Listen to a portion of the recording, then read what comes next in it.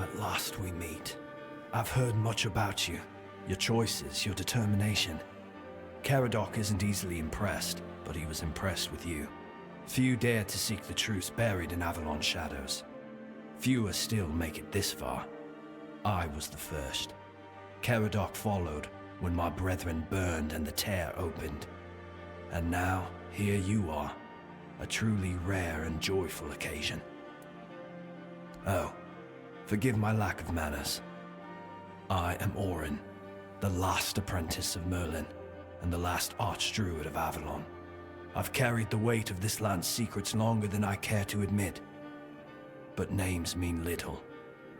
What matters is the task before us. What lingers here, it's older than Avalon, older than anything we know. What you see is the beginning of weirdness itself. Its purest form, raw potential, unshaped by anything but its lack of boundaries and limits. Beautiful, isn't it? Oh, precisely the opposite of what Caradoc wants. I want you to help me resurrect King Arthur. Properly this time. Ridiculous, I know. But yes, that's what it boils down to. At some point, we stopped seeing eye to eye and chose different paths.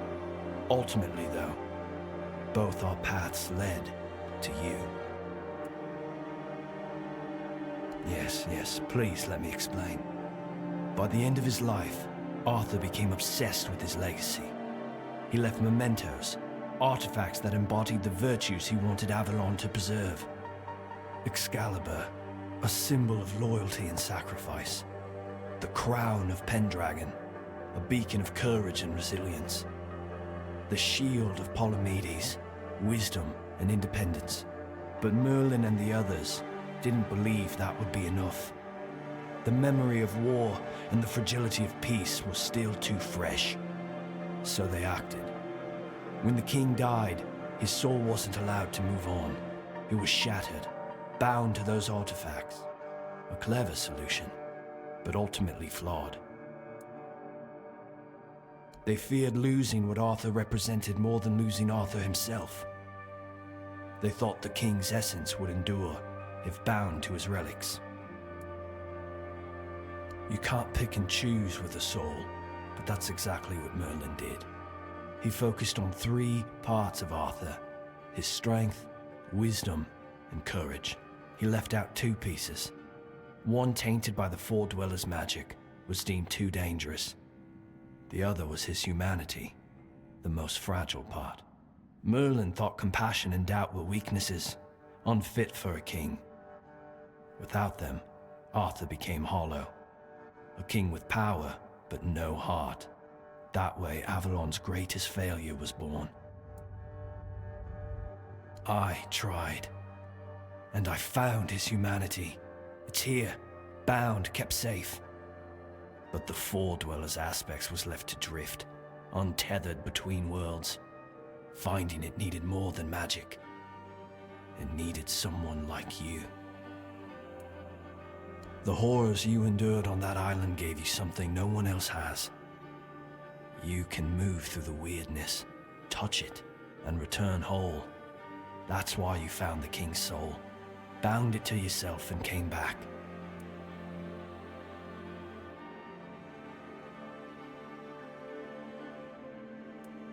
No, the Asylum treated you as a subject. I see you as a savior. Your suffering gave us a chance. And for that, I am both grateful and deeply sorry. I can see you're still doubting me. I want to bring back our king, whole and complete. I want him to lead again and safeguard Avalon's future. It won't. This time, Arthur will be whole. A king must be more than power. He must be human. That balance is what will save Avalon. Because I've seen what happens without him. Weirdness preys on the weak, and the people are too divided to stand against it alone. Arthur is their only hope. Ever they're left without him, without guidance, chaos takes hold. Division festers.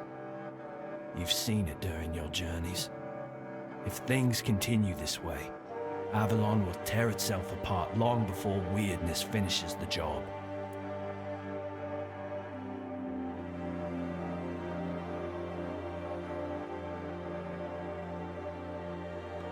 Then Avalon falls, and with it everything we fought to protect. But I don't believe I'm wrong. Help me bring the king back, whole and complete. That's all I ask of you. Now you need to go further. I made my case. Please keep in mind what I told you. This is the only way for Avalon to survive.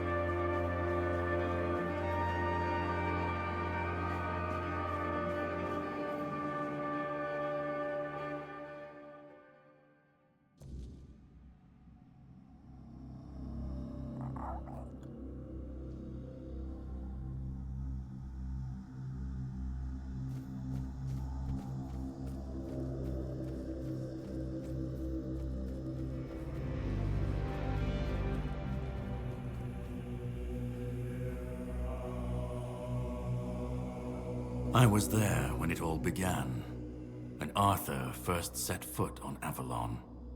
I was a knight in his army. We believed in him, in his dream, in his kingdom.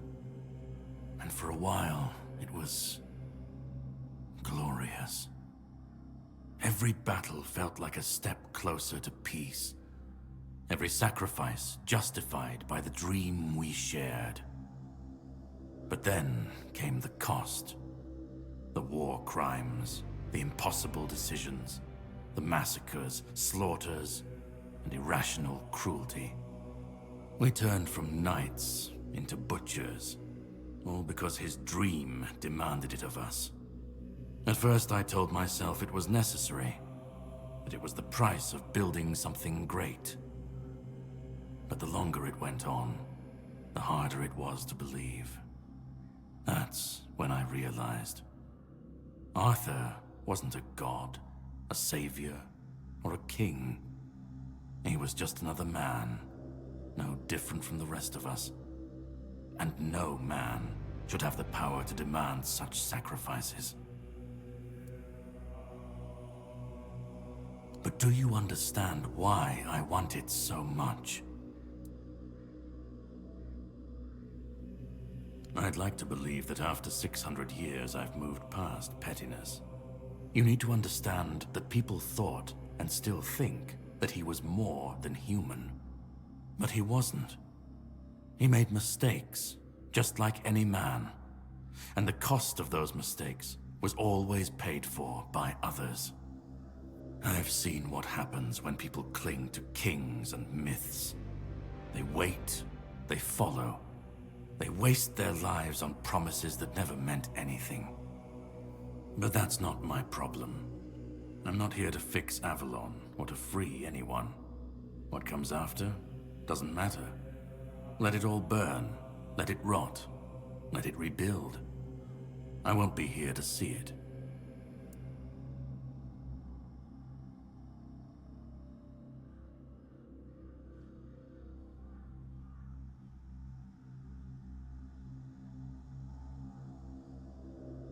Let them stand, let them fall. It's not my concern. If the weirdness takes them, so be it. At least it won't be another king's failure. Another lie propping up a dying world. It'll just be what it is.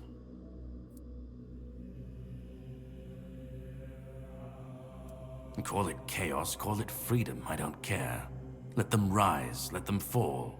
Let them tear each other apart. I just want to watch it all come down, to see the last lie collapse under its own weight. What comes after? That's for the ones still standing to figure out. Arthur's the only myth that still holds weight.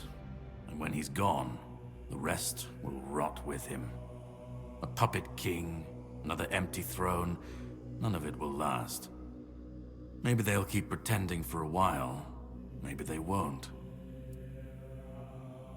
Then let it. If this world can't stand without a dead king propping it up, maybe it deserves to fall. I've lived longer than any man should, seen more than anyone should ever bear. And I've waited centuries for this moment, this chance, to end it all, to end him.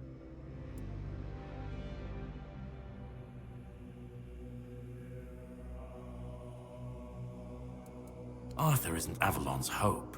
He's its curse. He's the chain that keeps it bound to the past, dragging it down no matter how far it tries to climb. We were fools to tamper with forces we didn't understand. Resurrecting Arthur, infusing him with powers of the weirdness. We didn't just bend the natural laws, we shattered them. Such violations of nature's order cannot go unanswered. The bill comes due, sooner or later. Always. This cannot be allowed to continue. Listen, it's taken longer than I ever imagined, but now, here we are. You've done what no one else could, what even I couldn't do. You've brought Arthur's soul back together, almost complete, but not quite. And because of you, I can finally finish what I started centuries ago. So, thank you for bringing us to this moment. You're close now. Just one more step. The last fragment of Arthur's soul is waiting for you. Complete what you came here for. And then, we'll meet again. As allies, or as enemies. That's up to you. Go. Find the last piece, and let's end this. Whatever comes next, I'll be ready. I hope you will be too. Go.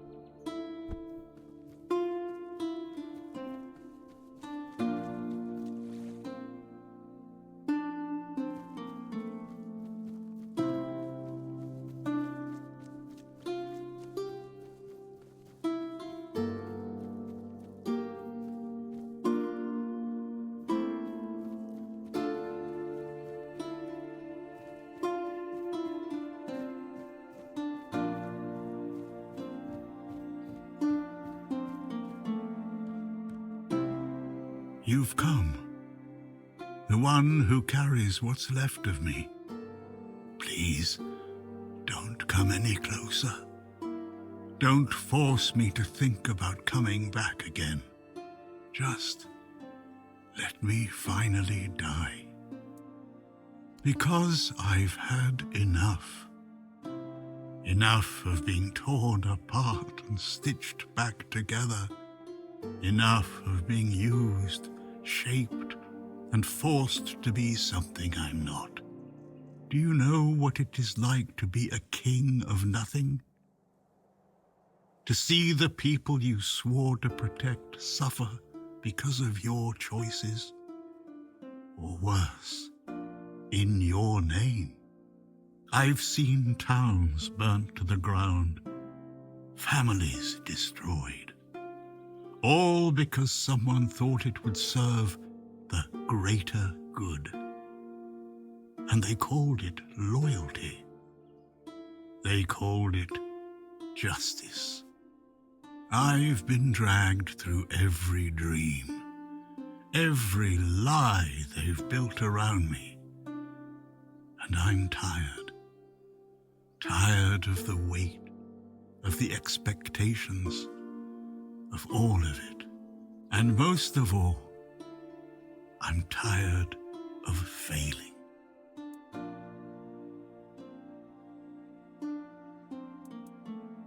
I want release. I want to stop being a tool in their endless struggle. Kill me. Destroy the last piece of me and use the energy however you wish. Take it yourself and become the new king. Give it to someone else. I don't care. Just don't let me come back again. Orin wants a king, not me. He doesn't see the broken man behind the myth.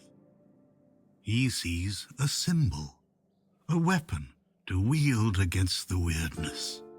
But symbols aren't people. They're empty. And the more they're used, the more they hollow out the one who carries them. That's all I've ever been to Orin and the Druids. Do you know what it's like to be a weapon? To be forged, sharpened, and thrown at every problem? He thinks ending me will free Avalon. But what then? Without an idea, a light to guide them, they'll stumble, lose their way, and turn on each other. People always seek something to follow, something to believe in. Take that away, and they'll tear each other apart trying to find it. Or worse, build something even crueler in its place. Let me die. Not as Arthur, not as the king, just as a simple, normal human being.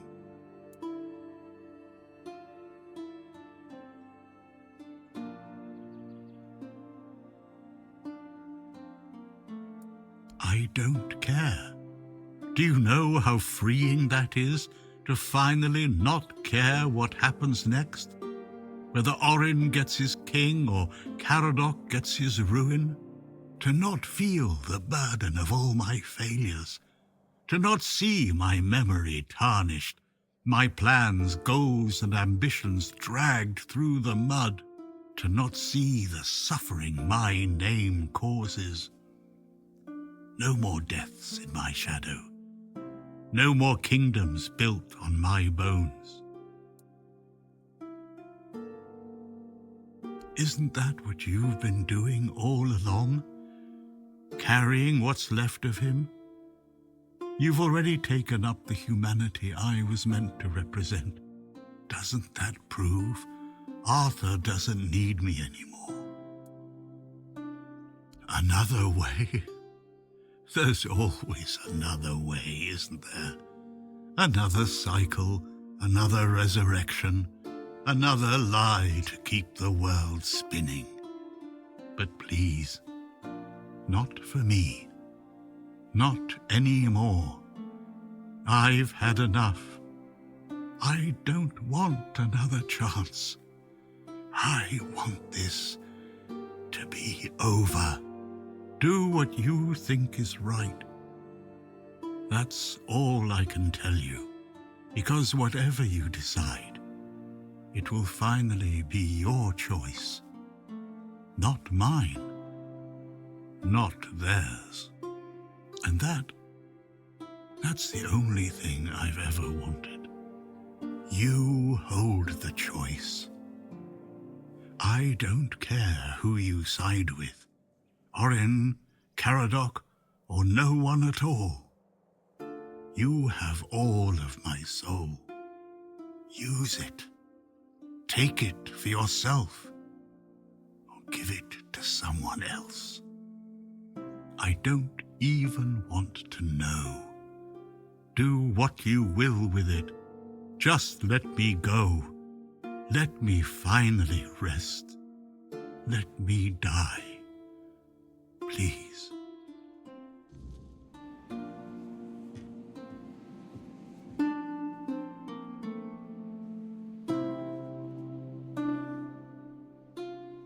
Let me go.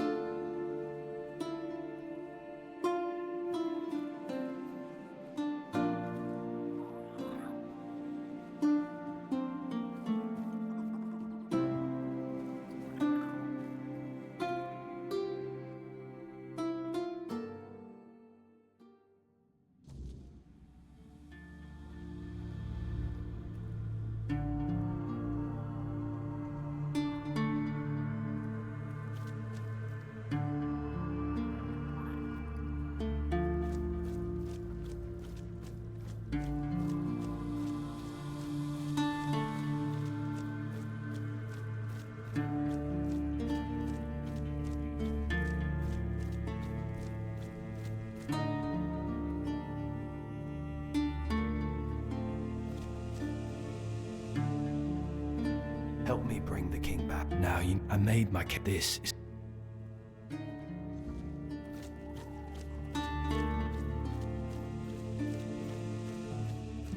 Go on. He's waiting for you. Go on. Nice to see you. Let me go. Let me finally rest.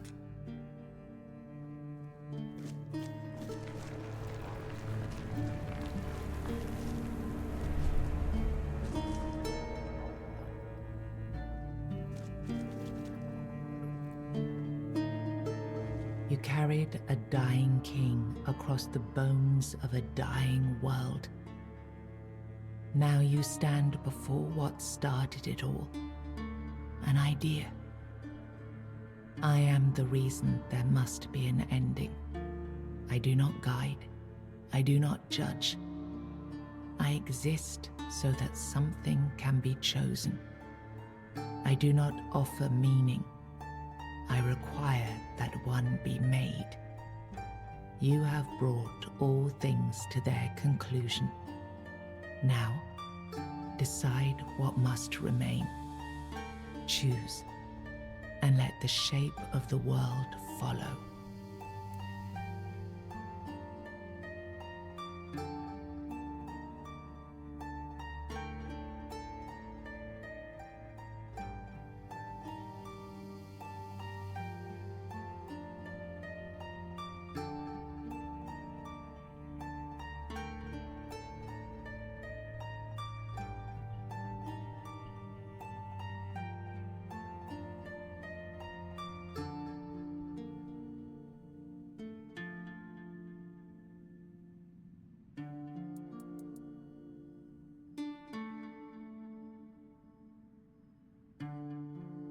He shall find his way home. The tear between the worlds shall close.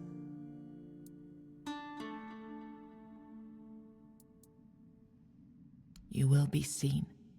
You will be followed. You will be blamed. You will shape the world to become its witness. You will vanish into the story you chose to restore.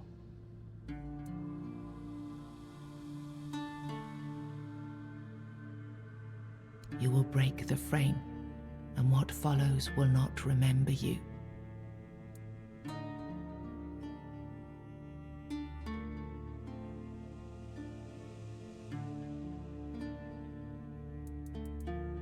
Then the prince will ascend and return to his mother.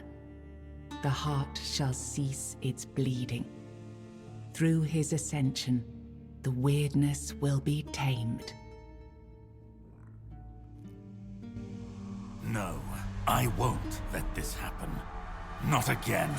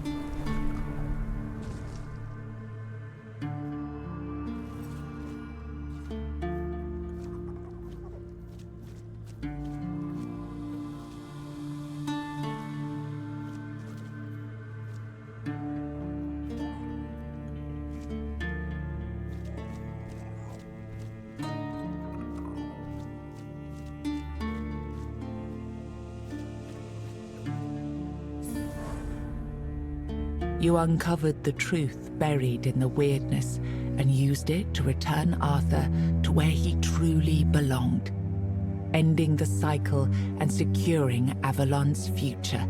The Four-Dweller Mother's heart, no longer bleeding, sealed the wound in the world, and with it, ended the Red Death that had stolen so many lives. And so, the legend of King Arthur began to fade. In its place grew a stronger Avalon, where the weirdness was no longer feared, but understood. With One Eye and Captain Brandon working side by side, the South found a peace it hadn't known in years. The roads stayed open, the fields were guarded, and the people finally felt safe. No longer bound to Camelot or the Knights of the Round Table, it became a land ruled by its own people on its own terms. Because of you, the men here remained and the Kuanacht endured, not just as a place, but as a legacy of quiet defiance and hope. Lord Yvain was remembered as a hero who gathered the wise and set out in search of the Grail, while Kuanacht stood as a peaceful haven amid the weirdness. You awakened the giants, only to command their end, leaving no power behind for either side to claim. Without their strength, the balance held, but the divide between Camelot and the Dal Rita remained, wide, bitter, and far from settled. Fergus was named the new Galahad the Loyal. With One Eye and Brandon unable to rally the Dal Rita of the Forlorn Swords, the South remained divided. Fergus prepared Camelot's forces to reclaim the region by strength, determined to restore unity through conquest if necessary. The captain led the South to independence, breaking all ties with Camelot. Under his rule, the Horns of the South flourished. Merchants, pilgrims, and adventurers returned to the roads, and prosperity once again reached the far corners of the land.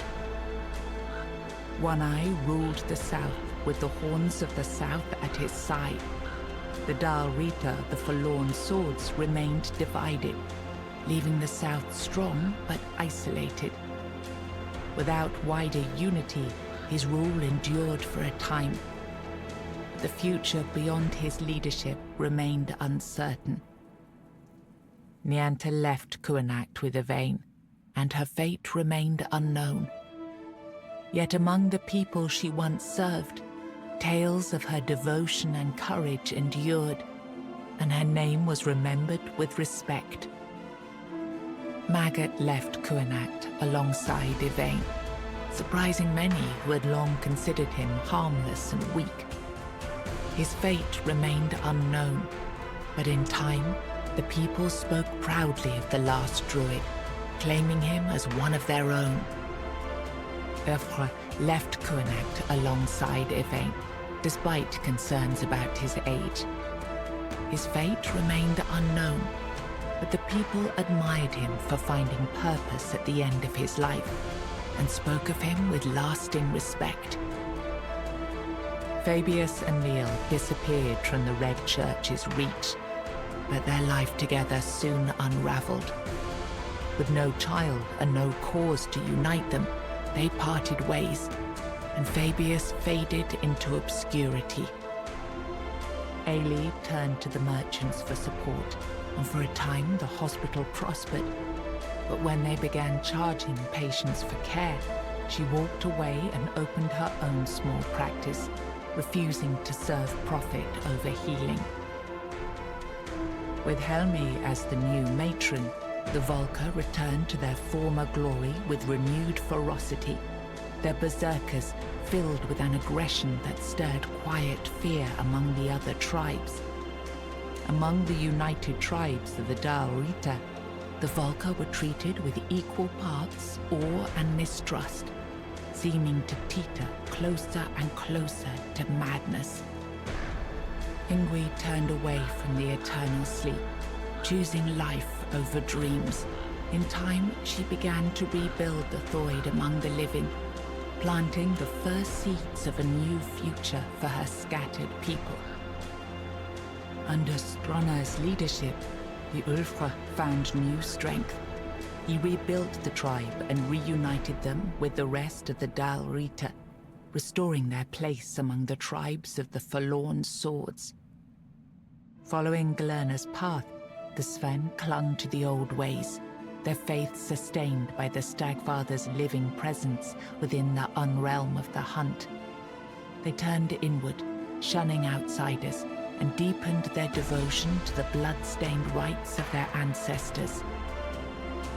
You made a pact with the Fordwellers, freeing them only once they agreed to leave behind their knowledge.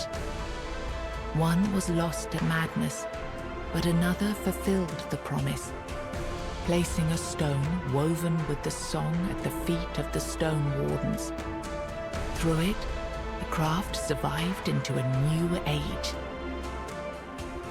You and Elisa built a quiet life together by the sea.